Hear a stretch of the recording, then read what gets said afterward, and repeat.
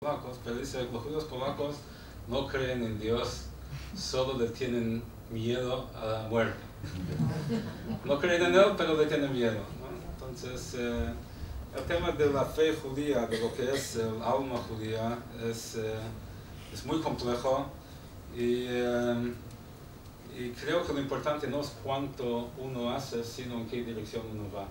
Si uno va creciendo y va avanzando en su judaísmo, eso es lo importante. Lo importante es que uno haga el máximo que puede.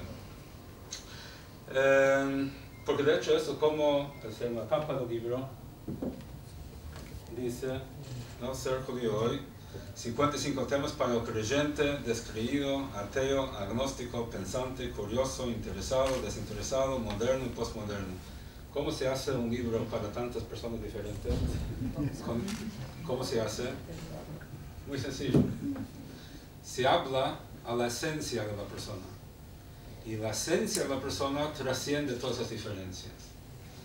Entonces, una persona creyente no le interesan las cosas de un no creyente, pero cuando uno habla la esencia de la persona que trasciende lo creyente y no creyente, ahí hay un lenguaje común.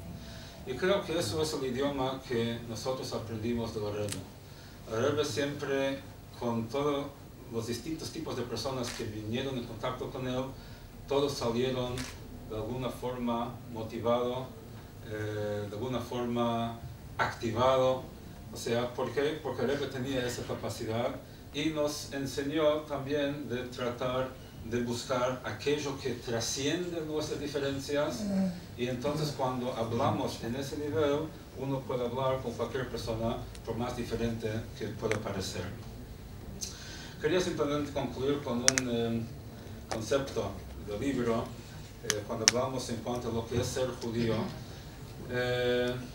Hay una anécdota que cuando Golda Meir fue a hablar con Henry Kissinger la primera vez, estaba muy contenta de que hay un secretario de Estado judío en los Estados Unidos, y cuando se encontró con él dice, bueno, qué suerte que tenemos un secretario de Estado judío.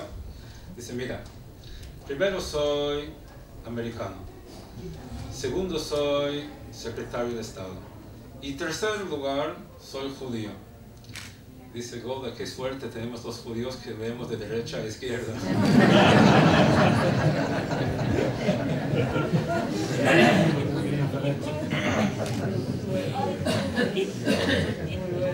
Entonces vamos a agarrar el libro de la derecha a la izquierda, agarrando por el último tema, que de hecho tiene que ver con esta noche. Esta noche es una fecha especial en el calendario, es Rosh Chodesh, empieza un nuevo mes.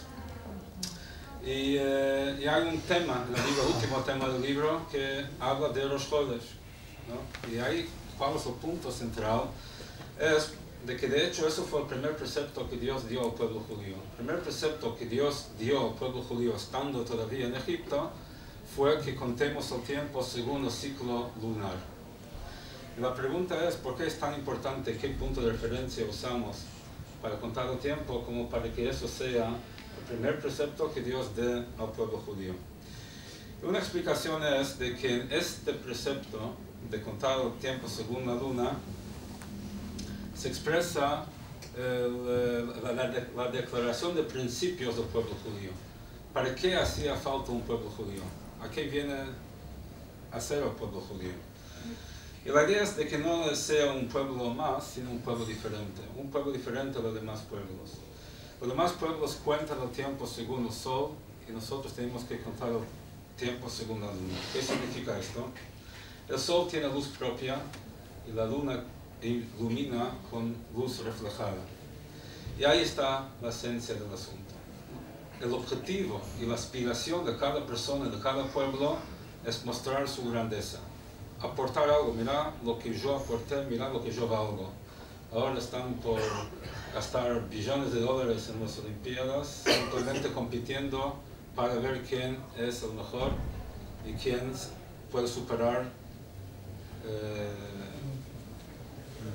los niveles que han llegado hasta ahora. Eso es el instinto del hombre. El pueblo judío fue destinado a cumplir otra función, y es iluminar al mundo no con su propia luz, sino iluminando al mundo con la luz divina. vivir una vida que refleja en el mundo una luz que va más allá que la luz propia y personal. Y eso es un punto muy importante hoy en día, porque hoy en día, viviendo como somos una minoría dentro de un mundo mucho más grande que nosotros, y donde hay distintas líneas de pensamiento, donde hay un relativismo moral muy importante, donde de hecho vivimos en un mundo donde no existen pecados, existen crímenes. Uno es castigado si hace algo contra otra persona, pero lo que hace en su propia vida nadie le dice lo que está bien o lo que está mal. Y eso es lo que es políticamente correcto hoy en día. Mientras vos no molestas a nadie, nadie te puede decir nada. Pero el judaísmo nos enseña de que existe el bien y el mal, con lo cual uno tiene que lidiar en la privacidad de su propia intimidad. O sea, de que el bien y el mal no se define solamente lo que hago o no hago contra otra persona.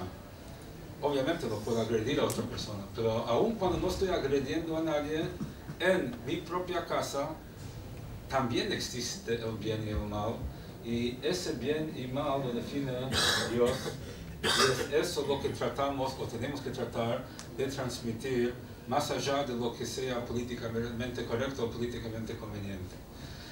De vuelta, no imponiéndolo, no hostigando, sino exponiendo y tratando de compartir y motivar, inspirar a que la gente lo adopte en su vida y que lo pueda aplicar en su propio comportamiento.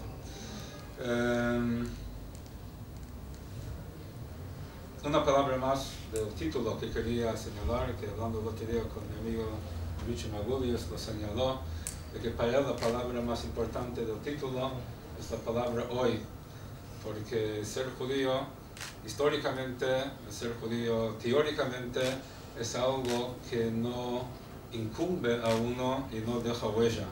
Lo que es importante es ser judío hoy. Me hace recordar una vez un joven que estaba por ingresar a una universidad en los Estados Unidos, y una de las preguntas que le habían hecho era cuál era el momento histórico más importante para él. Y me vino a preguntar, o sea, fue a preguntar a distintas personas para ver distintas opiniones. Me preguntó para mí cuál fue el momento más importante de la historia, y le dije hoy, porque lo que ya pasó, pasó, lo que todavía no pasó, todavía no pasó. Hoy podemos hacer una diferencia, hoy podemos, lo que hacemos hoy puede dar sentido a todo lo que se hizo en el pasado y también influir, impactar el rumbo del mundo en el futuro. Así que con ese mensaje, pensamiento, concluyo deseando a todos que tengamos un mes de alegría.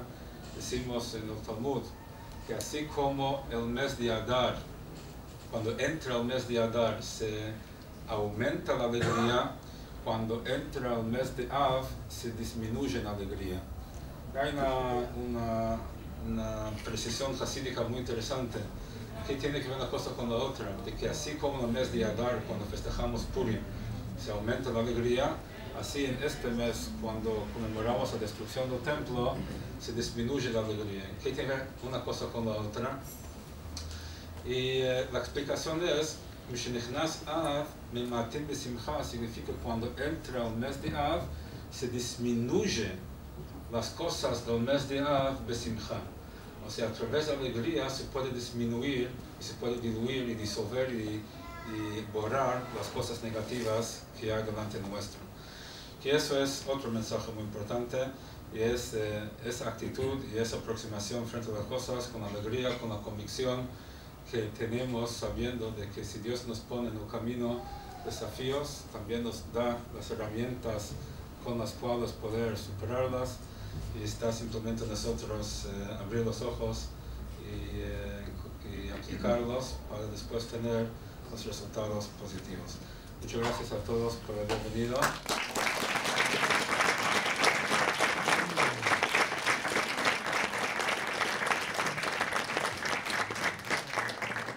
Lo que realmente quiero recalcar es la invitación a todos para... A Rabino le encanta contestar preguntas, así que si podemos mantener un cierto orden y podemos hacer preguntas muy concretas. Si hay alguien que quiere hacer alguna pregunta o algo, es bienvenido. A ver, por ahí. Quería preguntarle al rabino Shem Tov, primero felicitarlo, no hace falta, pero fuerte. Bueno, que primero quiero felicitarlo por la página que aparece en el semanario hebreo.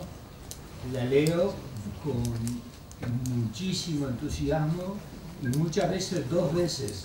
No porque no entienda, sino para tratar de que me quede registrado en la mente las cosas importantes que dice. Yo quería preguntarle al rabino y luego a Hanale, no le puedo decir. Quería preguntarle al rabino Shem Tov,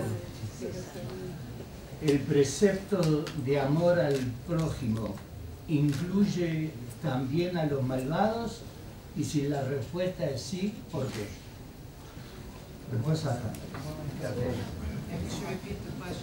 Bueno, la pregunta es si el precepto y la obligación de amar al prójimo como uno mismo, si eso también incluye a los malvados, y si la respuesta es sí, la pregunta que sigue es ¿por qué? Es muy interesante esa pregunta. La respuesta corta es sí, y la explicación corta es porque no hay nadie que esencialmente sea malvado.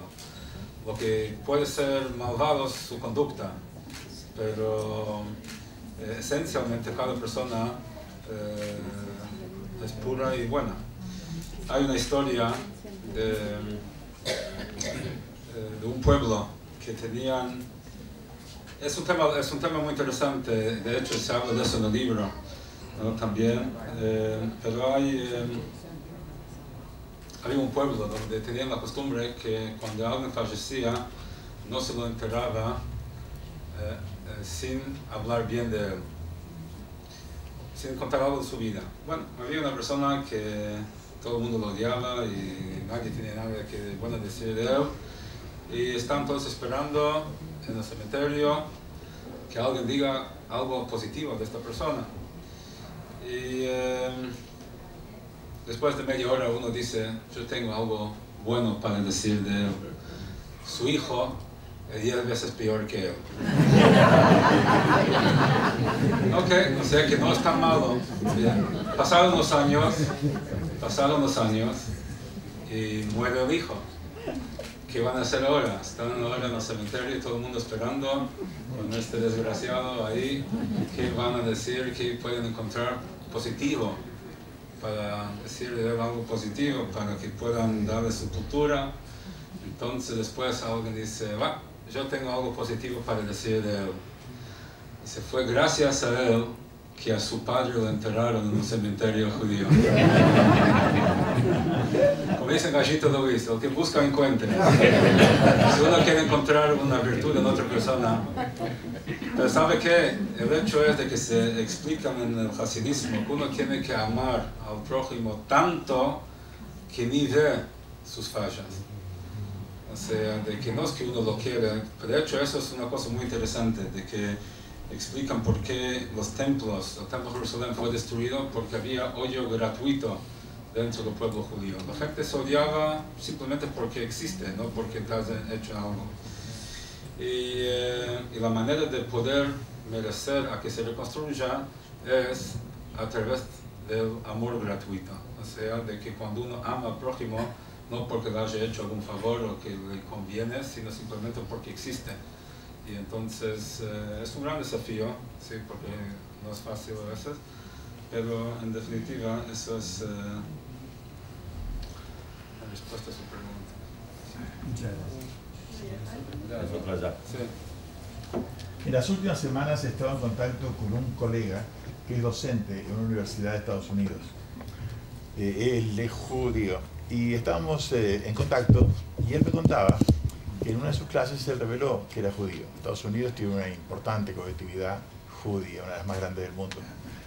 Y a partir de ese momento empezó a tener problemas con estudiantes y en el ambiente de la universidad. El rector lo llamó y le dijo, no digas que sos judío. Eso me afectó bastante en Estados Unidos, un país como Estados Unidos. No sé si está tratado en el libro. Quisiera preguntarle En breves palabras, ¿cuál ha sido su experiencia, si la ha tenido, de judiofobia en Uruguay? Mi experiencia pasó ayer justamente. Estuve en una esquina, parado en un semáforo, y había delante mío 10 autos y había uno que quería limpiar los vidrios. Va de auto en auto y todo el mundo dice que no. Pasa por mi auto, le digo que no, dice judío. Ahora, la verdad, después tenía ganas de preguntarle por qué a mí me decís y a los demás no, si yo te traté igual que los demás. Pero has oído, como dijo el señor Jerosolimsky, hay algunos que dicen soy judío y otros que le dicen judío. ¿Por qué? No sé. En una película documental que vi hace 2 días de la comunidad ortodoxa de Manchester, uno de los miembros decía, por la calle a veces me dicen Jew, judío. Bueno, sí soy, ¿cuál es el problema? No es un insulto. Muy bien, bueno, muchas gracias. ¿Ah? Sí. Una pregunta, perdón, capaz que no tiene mucho que ver con el libro, pero es una interés personal que tengo. Usted podría, porque yo estoy tratando de aprender algo del judaísmo, pero no soy judía, y buscando en internet material me encontré con el Rebbe de Lubavitch y me gustaron mucho sus enseñanzas. ¿Usted me podría contar algo de él?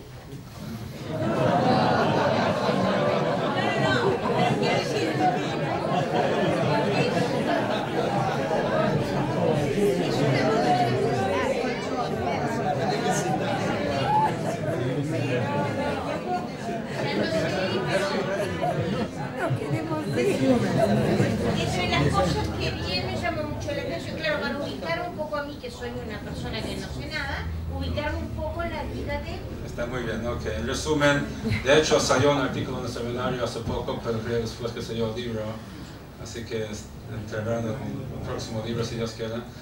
El tema es así, de que se entiende que cada generación